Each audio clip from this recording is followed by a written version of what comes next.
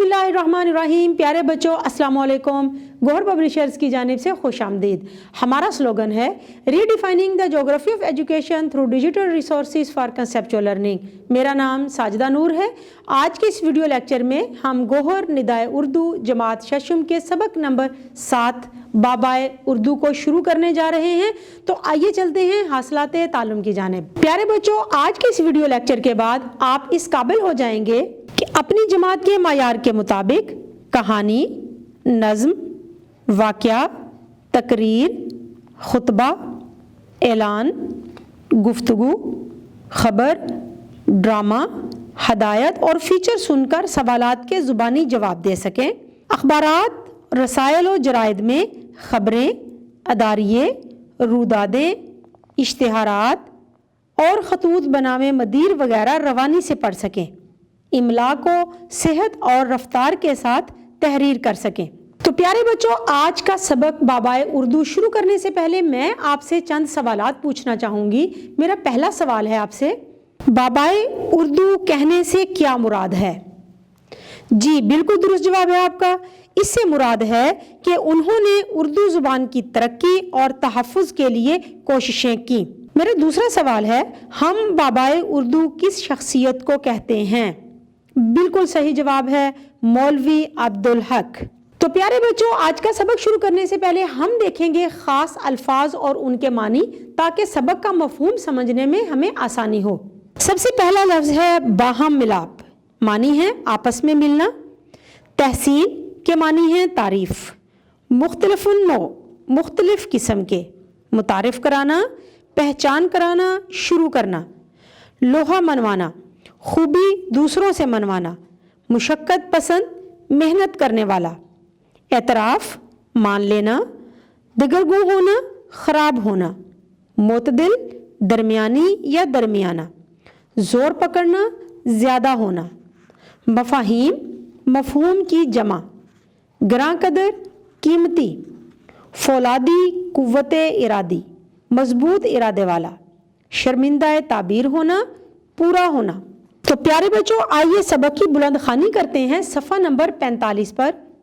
ये पाकिस्तान बनने से पहले की बात है। बर्रे सगीर के मुसलमानों ने अरबी और फ़ारसी के बाद इन दोनों और मुकामी ज़ुबानों के बाहम मिलाप से तैयार होने वाली उर्दू ज़ुबान को इख्तियार कर लिया। उर्दू तुर्की ज़ुबान का लफ्ज़ है जिसके मानी लश्कर या बाज़ार के हैं। जिस तरह लश्कर में मुख्तलिफ़ इलाकों और कबीलों के अफराद बाहम मिलकर रहते हैं और बाज़ार में मुख्तलिफ़ नो यानी कि मुख्तलिफ़ अक़साम की अशिया एक साथ मौजूद होती हैं, इसी तरह उर्दू में तुर्की, अरबी, फ़ारसी, अंग्रेज़ी, पंजाबी, सिंधी, हिंदी और बरसगीर की दीगर ज़ुबानों के अल्फाज एक साथ मौजूद हैं और इस्तेमाल होते हैं। कहा जाता है कि मुग़ल बादशाह शाहजहाँ के अहद में उसकी फ़ौज में मुख्तलिफ़ इलाकों और कबीलों के लोग थे।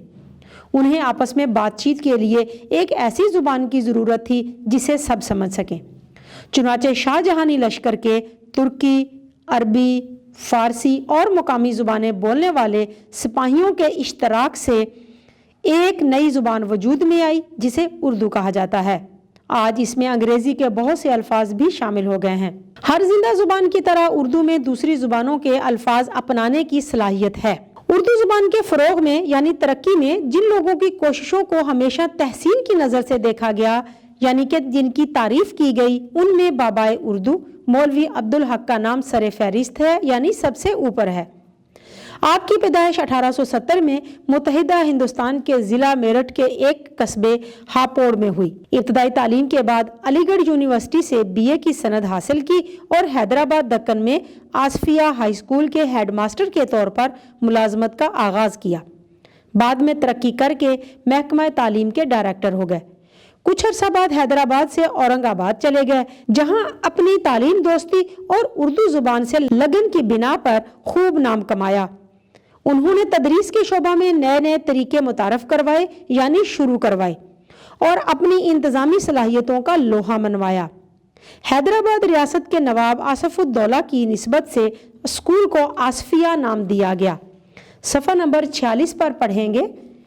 1911 में उन्हें अंजुमन तरक्की उर्दू का मुतमद मुकर्रर किया गया, जो उनकी उर्दू ज़ुबान की खिदमात का बरमला एतराफ़ था। آپ نے اردو کی ترقی کو قومی ذمہ داری کے طور پر قبول کیا اور دن رات اس کے فروغ کے لیے کوشش کرنے لگے۔ وہ ایک کم گو، مشقت پسند اور قومی درد رکھنے والی شخصیت کے مالک تھے۔ انہوں نے اردو کی ترقی کو اپنا اوڑھنا بچھونا بنا لیا، یعنی اپنی زندگی کا مقصد بنا لیا۔ اس لیے جب عثمانیہ یونیورسٹی میں دارالترجمہ کے شعبے کی صدارت پیش کی گئی تو انہوں نے اس شرط پر قبول کی کہ وہ ہر ماہ 10 دن اورنگ آباد میں انجمن ترقی اردو کے کاموں کے لیے صرف کیا کریں گے۔ دارالترجمہ کی صدارت کے دوران انہوں نے بڑی جاں فشانی سے، بڑی محنت سے کئی غیر ملکی کتابوں، خاص کر یونیورسٹی طلبہ کے لیے مجوزہ کتابوں کے اردو میں عمدہ ترجمے کر کے یہ ثابت کر دیا کہ اردو میں جدید علوم کو سیکھنے سکھانے کی صلاحیت موجود ہے۔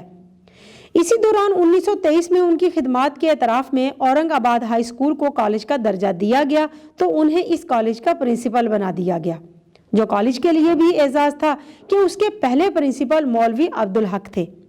محنت چونکہ ان کے گٹھی میں پڑی ہوئی تھی، ان کی عادت بن چکی تھی، اس لیے کالج کے طلبہ کی ہمہ گیر نشو و نما کے لیے، ہر طرح کی نشو و نما کے لیے درس و تدریس کے ساتھ ساتھ دیگر ہم نصابی سرگرمیوں پر بھی خصوصی توجہ دی۔ سالانہ کالج ڈے مناتے اور طلبہ سے ڈرامے، مشاعرے اور دیگر ادبی سرگرمیاں کراتے، اور اس سارے کام میں اردو زبان ذریعہ اظہار ہوا کرتی تھی۔ 1929 میں یہاں سے ریٹائرڈ ہو کر انہوں نے اپنے آپ کو انجمن ترقی اردو کے لیے وقف کر دیا۔ ان کی بے لوث خدمات سے متاثر ہو کر اہل زبان و علم نے 1935 میں انہیں بابائے اردو کا خطاب دیا۔ مولوی صاحب نے ایک طرف تو اردو کو سرکاری حلقوں میں روشناس کرانے کا بیڑا اٹھایا، یعنی کہ ذمہ داری لی اور اسے اسکول اور کالج کی سطح سے بلند کر کے قومی زبان بنانے کی جدوجہد شروع کی، تو دوسری طرف تخلیقی اور تحقیقی کاموں سے اس کی گود میں ہیرے جواہرات بھرنے شروع کر دیے۔ انہوں نے عثمانیہ یونیورسٹی کے پروفیسر کا عہدہ بھی اسی لیے قبول کیا کہ اردو کو ایک مکمل اور جامع زبان بنانے کو یقینی بنایا جا سکے، تاکہ یہ دفتری امور نپٹانے کے ساتھ ساتھ اور جدید علوم کی تحصیل کے قابل بھی ہو سکے، یعنی کہ جدید علوم حاصل کرنے کے قابل بھی ہو جائے۔ جس وقت بابائے اردو یہ کام کرنے میں مگن تھے، اس وقت ہندوستان کے سیاسی حالات دیگرگوں ہو رہے تھے، خراب ہو رہے تھے۔ کئی صوبوں میں کانگریس کی حکومتیں قائم ہو چکی تھیں اور انہوں نے تعصب کی بنیاد پر اردو کی مخالفت شروع کر دی۔ کانگریس کے بڑے لیڈر اس تعصب کا کھلم کھلا شکار ہو گئے۔ مولوی صاحب کے ایک خط کے جواب میں معتدل ہندو رہنما مہاتما گاندھی نے اردو کی حمایت سے انکار کرتے ہوئے لکھا کہ اردو مسلمانوں کی مذہبی زبان ہے جو قرآنی حروف میں لکھی جاتی ہے۔ مزید لکھا کہ یہ زبان مسلمان بادشاہوں کے ہاتھوں پروان چڑھی ہے، اس لیے یہ ہندوستان کی قومی زبان کیسے ہو سکتی ہے۔ کانگریسی اور ہندو حلقوں میں جوں جوں اردو کی مخالفت زور پکڑ رہی تھی، تو مولوی صاحب کی قومی غیرت جوش میں آتی جا رہی تھی۔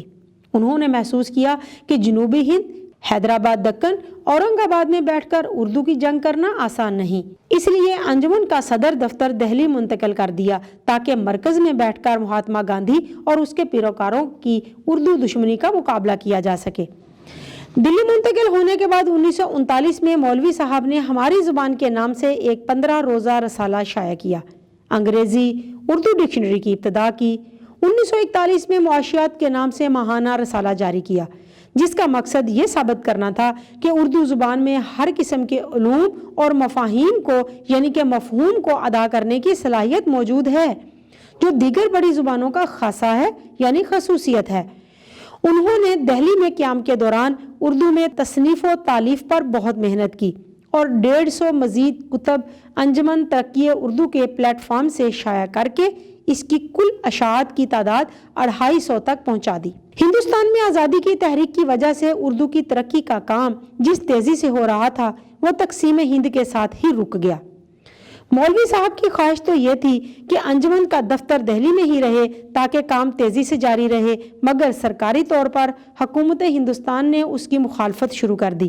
انجمن کے دفتر کو تہس نہس کرایا گیا، یعنی کہ توڑ پھوڑ کروا دی گئی، اور گراں قدر علمی ذخیرے کو، قیمتی علمی ذخیرے کو ناقابل تلافی نقصان پہنچایا گیا۔ مولوی صاحب کا ذاتی سامان بھی اس لوٹ مار سے محفوظ نہ رہا، چنانچہ مولوی صاحب کو انجمن کا دفتر کراچی منتقل کرنا پڑا۔ नई जगह और नए बने मुल्क में किसी इदारे को चलाना कोई आसान काम ना था, इसलिए यह काम बहुत सुस्त रवि का शिकार हो गया। ताहम मौलवी साहब ने हिम्मत ना हारी, अंजुमन का दफ्तर कायम किया और कुतुब खाने के लिए 10,000 किताबों का ज़ख़ीरा जमा किया। उर्दू कॉलेज कायम किया और उर्दू यूनिवर्सिटी के लिए एक तहरीक का आगाज़ किया। उर्दू यूनिवर्सिटी का ख्वाब उनकी ज़िंदगी में तो शर्मिंदा ताबीर ना हो सका, मगर 42 साल बाद वफाकी उर्दू यूनिवर्सिटी ज़रूर कायम हो गई। बाबाई उर्दू मौलवी अब्दुल हक की ज़िंदगी उर्दू ज़बान के साथ इश्क से इबारत है। बज़ाहिर एक नहीफ सा जिस्म उर्दू के हवाले से किस कदर फौलादी कुव्वत इरादी का मालिक है, यानी कि मजबूत इरादे का मालिक है, इसका अंदाज़ा अंजुमन तरक्की उर्दू के लिए उनकी खिदमात से लगाया जा सकता है। उनका ओढ़ना बिछोना उर्दू था। उर्दू लुगत की तैयारी, रसायल और जरायद का इजरा, किताबों की तदवीन तालीफ, उर्दू कॉलेज और यूनिवर्सिटी के मामलात, यूँ लगता है वो अपनी ज़िंदगी में अपनी ज़ात में खुद ही एक अंजुमन थे। इंतहाई मेहनती, आला मुंतज़म और ख़ूबसूरत लिखने वाला नूर खान जैसे अनमोल किरदारों का ये खालिक 16 अगस्त 1961 को खालिक हकीकी से जा मिला और कराची में आसूदा खाक है, यानी कि कराची में दफन है। प्यारे बच्चों, उम्मीद है कि आपको आज का ये वीडियो लेक्चर बहुत अच्छी तरह से समझ आ गया होगा। अपने सबक को दोहराना मत भूलिएगा। इंशाल्लाह अगली वीडियो में अगले लेक्चर के साथ फिर मिलेंगे। तब तक के लिए अल्लाह हाफिज़।